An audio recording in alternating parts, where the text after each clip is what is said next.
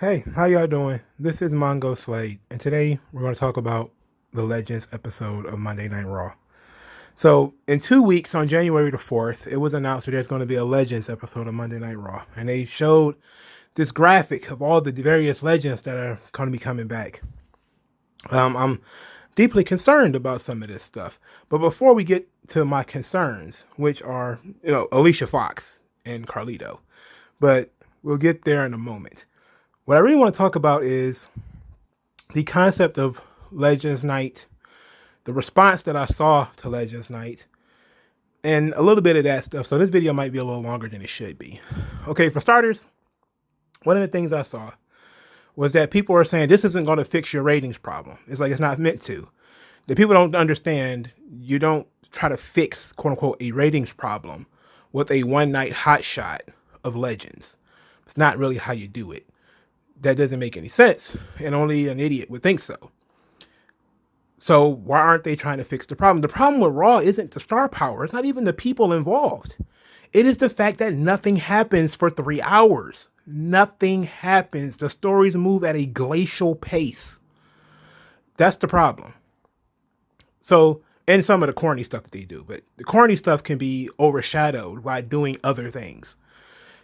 So the idea that this is supposed to fix their low ratings, no, this is just a thing that they do every once in a while. They do legends grabs. So that's not really a problem. Just about everybody knows that. So the next thing I saw that I thought was kind of interesting is people say, well, they have no faith in their young talent. So they bring back all of the legends because they have no faith in their young talent. This is, of course, the same thing that they say when Bill Goldberg wrestles a match, Undertaker wrestles a match. They spend 51 weeks a year building new talent, pushing new talent, doing new things with new talent. And these same people who say, you have no faith in your new talent, you have no faith in your young talent, they shit on them 51 weeks a year. You shit on them routinely again and again and again. The Fiend sucks. Roman sucks. Drew sucks. Ricochet sucks. Everyone's Retribution sucks. Everyone sucks.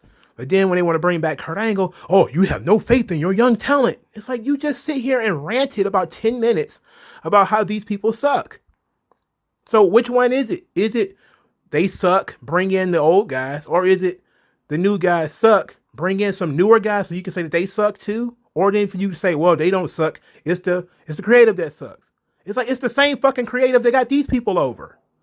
So, like, what do you, like, oh, they doing corny, I saw somebody's like, they doing corny Christmas carols. It's like, did you not see Stone Cold Steve Austin and Kurt Angle singing songs and playing ukuleles? Like, they was drunk in the ring singing, The Rock and Steve Austin in the ring singing Margaritaville, terribly, in front of an audience. Like, this type of stuff is not new. It's not that I like it, but it's not new. The thing is, you're not a child anymore. So no, you don't think it's cool. You don't think it's funny because you're fucking 40 years old sitting on the couch watching Raw and then writing, taking notes and critiquing it. Of course you don't think it's cool. I don't think it's cool either, but it's not for me. Okay, so I don't care. But I find it very hard for, to take people seriously when you shit all over the talent, especially a lot of the younger talent, which the question of young is even, because some of these guys are 35, 36 that we're talking about here. But you shit all over the, let's say, new talent, the newer people that were just brought up, or you never really let anything breathe. You never let anything really, really root or try to figure out what's really going on. You shit on it from the beginning. Retribution, number one thing. People shit on it before they even knew what it was. And then they just looked for new reasons to shit on it afterwards. It was like, oh, this sucks. From the first time they threw something and blew up an exploder, what was it, like a transformer or something? From that moment, people were like, oh, this sucks. And then they threw something through a piece of glass. That sucks. They suck. I don't know who it is, but they suck.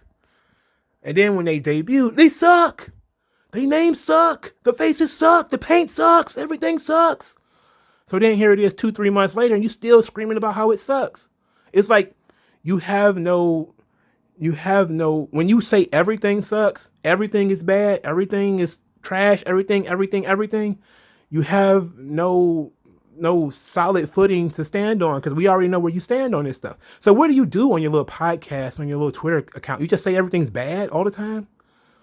Like, I don't understand how that's beneficial, right? Like, I can say something that's trash. This Raw was terrible. I'm not even going to talk about anything that's going to happen on Raw except for one thing. There's only one thing on Raw worth talking about. This Raw was terrible.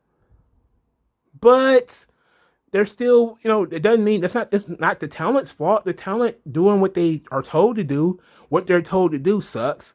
A lot of the things that, basic storytelling tropes have been thrown out the window. So yeah, there are some things that need to be fixed. But it doesn't matter what you do. The same people are going to say it sucks because saying that it sucks gets them clicks. So here's the thing I have to say. If somebody gets paid from your misery, you should not trust them. If someone has to put up that Raw sucks in a big banner on your YouTube channel or on their Wrestling Journal website or whatever, if making you miserable is how they make money, then you probably should not trust what they're saying. Because the money is in your misery. And I'm not going to listen to people make me miserable. It's just not going to happen. Not going to make me. And then you have these people who, weirdly enough, I haven't watched War in 3 years. But how do you have an opinion? How do you have an opinion on something you haven't seen in 3 years? You don't even know whether this person is telling you the truth or not. So, like, I don't have an opinion on movies I didn't watch. I wouldn't have an opinion on shows I don't watch. So that's weird. What was another thing that I saw about this Legends thing? Because I don't even know how does that. Oh yeah, the Legends thing. One of the things I saw as far as the Legends thing, not only is it supposedly they have no faith in the younger talent when they push younger talent 51 weeks out of the year, and they don't even push any of these older guys. They just come on to do cameos. Essentially, they come in and do comedy spots. They very rarely give rubs. They just come in and do comedy, and everyone goes, "Oh, I haven't seen this person in a long time," and then they leave, and that's it. It's not really a big to do. This is not going to be anything where Kurt Angle's going to come in at 53 years old or whatever and win the title. It just doesn't make any sense. But you can't shit on the younger talent and then get mad when they bring back old guys when you only pop for the old guys. And then the crazy thing is, I saw this tweet, right? And this is where I was going with that. This tweet from 2009, where they had this group, Cody Rhodes and CM Punk and Evan Bourne and Kofi Kingston were the tag team champions. Zack Ryder was the United States champion. Beth Phoenix was the Divas champion. You've seen that picture floating around. It's like a 10-year anniversary thing. Cody was the Intercontinental champion. CM Punk was the WWE champion. Daniel Bryan was the World Heavyweight champion. It was like, oh, what a good crew this was. What a great crew that is. Look at the bums we got today. And look at that crew. And I looked at that crew. And I said, you know what? Not bad. Not bad. But guess what? You said they suck too. Because a lot of these podcasts, and some of them, I was even listening to back then. You said they suck too. Okay? You said they were boring too. You said they suck too. A lot of them are not in WWE because you said they suck. And you didn't buy any t-shirts. You didn't watch the show. You've been, I'm gonna not order the pay-per-view. And then guess what? All of these people are gone now, except for Kofi and Beth Phoenix. Most of them are gone. You said they suck too. So it doesn't matter. It wasn't Daniel Bryan, right? These people cannot be trusted. Their opinions cannot be trusted. Because it's their job to just say everything sucks and then to convince you that everything sucks. I don't try to do that. I just tell you my real opinion. I don't care whether you like it or not. I hope you like it. I just want you to understand what I'm saying. As far as, whether you like it or not, disagree, agree, disagree, okay, whatever. It doesn't butter my toast either way it goes. I'm not going to argue with you. I'll debate it. If you want to debate a subject, fine. But I don't want to get into a fist fight. I'm not going to scream at anybody because they have a different opinion on me on wrestling. That's silly. But that crew, that 2009 crew, that will be considered legends today, were laughable in 2009. Well, it wasn't 2009. I'm sorry. It was 2012. Okay, it was 2012. So it was a laughable group then, because guess what happened? I said it before. I say it again. CM Punk touched that title. The ratings went down, and everybody was like, "Oh, my ratings, my TV ratings, they ain't drawing." And then it was go back to Cena, go back to The Rock. Same thing that you complaining about today. Go back to Cena, go back to The Rock, go back to Undertaker, because CM Punk's title run failed. It didn't draw. Daniel Bryan being a world heavyweight champion didn't really draw. Zack Ryder being the U.S. champ didn't really draw. Cody being the Intercontinental champion didn't really draw. Beth Phoenix, I mean, why was she even be in a position to draw? Same thing with Kofi and Evan Bourne as the tag team champions. They won't even be in position to draw. So, and then you compare the talent holding those title views, compare the talent holding those same titles today is equivalent to sometimes greater. I mean, the Cody Sami Zayn is a great comparison if you wanted to compare those two. The CM Punk and Drew McIntyre, great comparison. Roman, Daniel Bryan, because I would see the Universal title be the equivalent of the World Heavyweight title, great comparison. Zack Ryder, Lashley, no comparison at all. I would rather have Lashley on my roster. Tag team champions, well, Street Profits, yes. The Hurt Business, I haven't seen, what they could do yet as the tag team champions. We'll get there. But the Street Profits over Evan Bourne and Kofi Kingston, absolutely. There's far more personality in the Street Profits than it was in Kofi Kingston and Evan Bourne. Most of the people didn't even know they were the tag team champions. So people who are passing that picture around talking about how great that crew was, it's like you shit on those people too. It's just it's this opposite. It's nostalgia, right? I was about to say the opposite of recency bias, but that is what nostalgia actually is. You have this bias against whatever is going on currently. Like I saw a lot of people talking about how great 2016 was. And I remember how many people said 2016 was trash. They always say WWE is trash, and then a year or two out, they say, oh, well, it wasn't as bad as I thought. It's terrible now, though. But it wasn't as bad as I thought back then. It's really weird. It's really weird that people profit off your misery and you let them.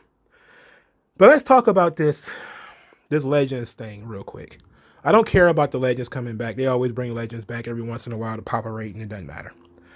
Long term, there's no long term plans. There's 6 weeks until the Royal Rumble. It is absolutely impossible to make Raw interesting in 6 weeks. They're gonna need some time. They're gonna need some serious time. They're gonna need you're probably gonna look at Raw being bad until after WrestleMania. But I saw they showed the clip. They announced Hulk Hogan and Flair and Kurt Angle, and then they show other people like Sergeant Slaughter, and then they show like Carlito and Alicia Fox, and I stopped and I said, when did Carlito become a legend? When the fuck did Alicia Fox become a legend? When did that happen? Now, Carlito, look, I like Carlito as much as the next person. I really do. I love Carlito. He's not a legend, though. Carlito was in WWE how long? 6 years, maybe? And he never worked a single main event. He had a decent run as the Intercontinental Champion. He had a pretty good run as the Intercontinental Champion's babyface. Or it was a heel, rather. He had a pretty good babyface run. Pretty good U.S. champ, too. Had a pretty good run with Cena. Would I call Carlito a legend? No. Sorry. I wouldn't do that. I think the definition of legend should mean more than just, oh, you were here at one point. Oh, you were here at some point in the past, therefore you're a legend. No. I don't buy that one at all. And that goes quadruple for Alicia Fox. I don't know how the fuck Alicia Fox got into the Legends category. How the fuck did she get there? Alicia Fox is one of the furthest things from. I don't understand how she had a job for so long. Alicia Fox, man. By the end, she was completely unwatchable. Completely unwatchable. Now, I didn't mind Alicia Fox at first because she was pretty much bland black girl. She was just kind of there, not doing much of anything, not in the way. And then they started adding like some personality to her. And she started getting like kind of ghetto and kind of loud. And then she got stupid. She became like the female R-Truth. And I was like, oh no, I can't abide by this, man. I cannot abide with Alicia Fox being considered a legend. I will bow the fuck out if that's gonna be the case. If we gonna start saying Alicia Fox is a legend, we talking about putting her in the Hall of Fame and all that shit, man, I'm gonna bow the fuck out. I will bow out. I shut all this shit down before I accept that. I'm not accepting that one. Bella Twins, okay, they actually were revolutionary as far as, doing the TV stuff, because you don't have to give them credit for the TV stuff. And they were, whether you like it or not, the faces of the women's revolution, as far as they used their star power to call for the push of other women like Paige, like Charlotte. AJ Lee didn't have the stroke. She could complain and bitch and moan and kick her feet about how women didn't have enough time. She simply didn't have the stroke to make the move happen. The Bella Twins did, and they did. And it ended up with people hating them and getting them kicked out of the way. But they used their stroke to get Charlotte and Becky Lynch and Sasha Banks a chance. AJ Lee didn't have the stroke to do that. Paige might have, but she also went on a drug binge, and then started hanging out with Alberto and fucked her whole stuff up. And she did all the porn where she was letting all these guys fuck her and nut all over the NXT Women's Championship. No, but the Bella Twins, they were the Golden Girls. Vince actually liked them, and they used their platform, their massive following, to push the women's revolution. They did, and that's how you got Charlotte and Sasha Banks and Becky Lynch and all that stuff today. Put them in the Hall of Fame. But Alicia Fox, no, absolutely not. Alicia Fox didn't do anything. She got fired for being a drunk. No, she is not a Hall of Famer. No. Carlito, much as I like him, no, Carlito is not a Hall of Famer. He's not a legend. If it was Veterans Night, then sure, bring them both in. If it was, hey, you were here 10 years ago night, then yeah, bring them both in. But we're talking legends. If you want to tell me fucking Alicia Fox deserves to be in the same conversation as Sergeant Slaughter and Kurt Angle? What? Surely you jest. Vince, I love you. I take a lot of bullshit from Vince McMahon, but I'm not taking that one. No, I'm dodging that bullet like the fucking Matrix. It's not happening. Not on my watch. I will write Stanford personally. Alicia Fox is not a legend. And stick it on his fucking door. Stop playing. No. Absolutely not. Absolutely not. Alicia Fox is not a legend. And I don't believe Carlito is either, but I am not as angry about Carlito. Carlito doesn't upset me as much as Alicia Fox does. Alicia Fox fucking upsets me. That's offensive. Because that means that we have no bar for what a legend is. Alicia Fox, I believe, her claim to fame is that she was the only black female Divas champion. And it's like nobody remembers that. Nobody remembers that. Nobody remembers that. Now, if she wants to come back, I don't know how old she is now, but she wants to come back and sort of try it again and maybe have a better run, have make a better impact. Okay.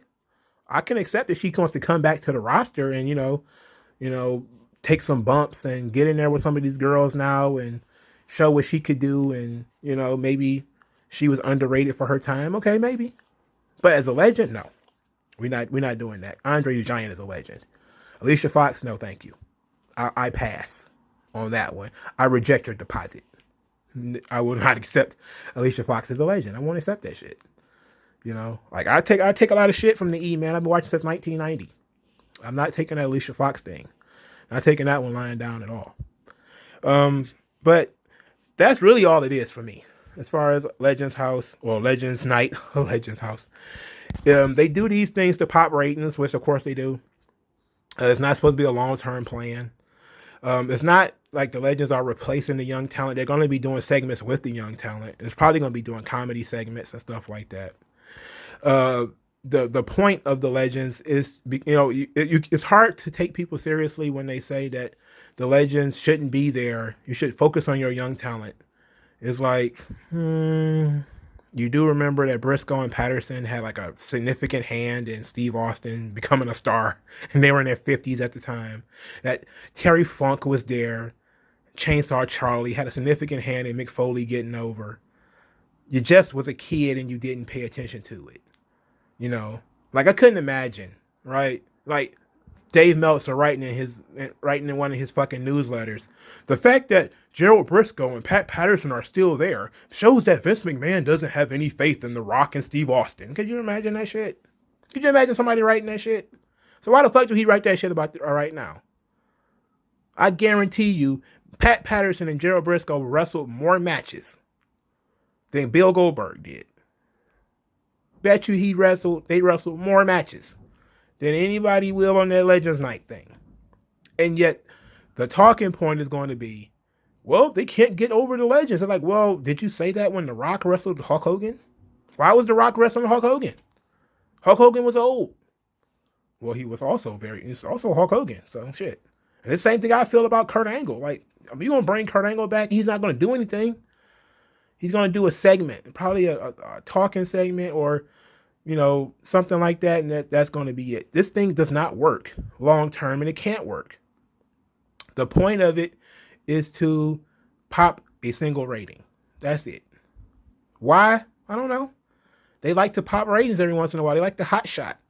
They do that stuff. They've been doing it for years. So I'm not too upset about it. It's just like, oh, it's that time of year again where it's time to pop a rating. So we bring in the Legends. Okay, cool. Whatever. Doesn't matter. Doesn't matter to me. I watch Raw either way. I would prefer it if you're going to bring them in that they actually do something. Now, I'll take a moment to talk about that for people who've gotten this far into the video. I would prefer if the Legends were to do something. Be special guest referee. Be special guest commentator. Be a special guest ring announcer. Give the rub. Tell somebody that they're really good, like, you're really good, man, I appreciate your work or whatever. Or, if a legend can have a match, have a match. Have it like a tag team match or a 6-man tag or something. I'm assuming that some of these people are not going to be that old. I'm not saying Sergeant Slaughter needs to be in a tag team match. I mean, he's 70. No way. But somebody like Carlito, if he's going to be there, let him wrestle. Let him wrestle a match. Put him in there with like Angel Garza or something just to see what he got. Why not? Who is that going to hurt? If Carlito's like 40, yes, he's that young. He's younger than AJ Styles. So, like, I wouldn't mind if you're going to have Carlito on the show and you're going to call him a legend. Let him wrestle a match then. Let's see what he got. But I would have preferred if you'd have saved a lot of these people for the Royal Rumble. Alicia Fox would have been more tolerable in the Royal Rumble. Carlito would have been great for the Royal Rumble. But they want to pop a rating, so let them do them. But that's all I had to say about the Legends Night thing, man. I don't care. I'm not going to deny myself to be able to see some of these people because you're really going to suck when they're gone. Like some of these folks, man, you don't really know when it's the last time you're going to see them. Wrestling is a crazy business. That there's, if you'd have thought that the last time you saw Roddy Piper, if you know that was going to be the last time you saw him, you probably would have appreciated it, paid more attention to it, and probably would have been like, oh, Roddy's not the Roddy of the 80s, but I appreciate his effort. I appreciate his work. Ultimate Warrior got out of there, man. Warrior made amends and got the fuck out of there and died on him. He died on a good note. Some of these guys don't, So whenever they start talking about this Legends House, these Legends Nights, I just say, okay, because I know that any one of them could be gone anytime soon. So let them have fun, man. Bring back Ron Simmons to yell damn. Bring back JBL to say something cool to somebody. Let Booker T do a Spin on Rudy party. I don't care. Because when they're not there, everybody's going to be like, oh man, it sucks so bad that he's not here anymore. It's like, well, yeah, you didn't want him there when he was alive. Now you like, oh, poor such and such. Stop it. Stop being fake. Stop being phony. Stop being hypocrites. I'm going to watch whatever you put on your screen unless it's something I absolutely have no interest in, and I'll probably just tweet or read articles or some shit on my phone and do anything else. But if you put it on the screen, I'll watch it, at least for a little bit, just to gauge whether I'm actually going to like it or not. Other than that, I'm going to move the fuck on. If I don't like it, I don't like it. So if you don't want to watch the Legends night episode, or you think this is somehow hot shotting, which it is, it's hot shotting for sure. No different than AEW did with it's Sting, and all that shit. You know, people do this. Wrestling companies do this stuff, man. They've been begging for legitimacy for years. You can look at old NWA, not old NWA, but old WCW, where they would bring in NWA guys like the greatest promoter in the world, Sam Mushnick. And all he did was wave his old ass hand like, hey, I'm here. You know, like that's all they really gonna do is they gonna come in and gonna wave, say, thank you guys I really love you guys, and then they gonna go away. You know, no big deal. But thank you guys for listening. Like this video, share this video, subscribe to the channel. Please don't let nobody profit off your misery. That sucks. And I'll talk to you guys later. Peace out.